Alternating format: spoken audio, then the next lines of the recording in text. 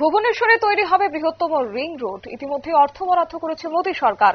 Ring রোডটি তৈরি করতে খরচ হবে ৮,৩০৮ কোটি টাকা। ৬ লেন রিং রোডটি হবে ১১০.৮৭৫ কিমি, এমনই জানা যাচ্ছে। জানবো বিস্তারিত। আমাদের সঙ্গে যুক্ত হয়েছে প্রতিনিধি শেখ মনিরুল। কি জানতে পারছো?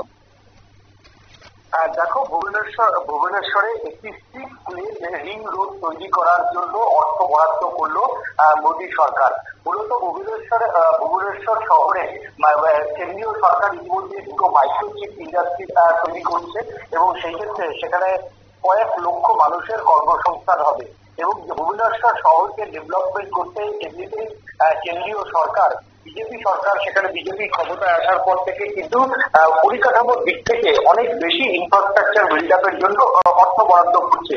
আজকে ভারতের মধ্যে সব থেকে বড় রিং রোড তৈরি করার জন্য ভুবনেশ্বরে একটি 6 লেন রোড তৈরি করার জন্য ৮,৩০৮ কোটি টাকা বরাদ্দ করলো কেন্দ্রীয় সরকার এবং এই সড়কটি ১১০.৮৭৫ কিলোমিটার এবং এই যে রিং রোডটি যেটা তৈরি হচ্ছে সেটা ভারতের এই মুহূর্তে সব থেকে বড় রিং রোড তৈরি করার জন্য কেন্দ্রীয় সরকার আজকে অর্থ বরাদ্দ করলো এবং আমরা জানি যে পশ্চিমবঙ্গের শিলিগুড়িতে একটি রিং রোড রয়েছে।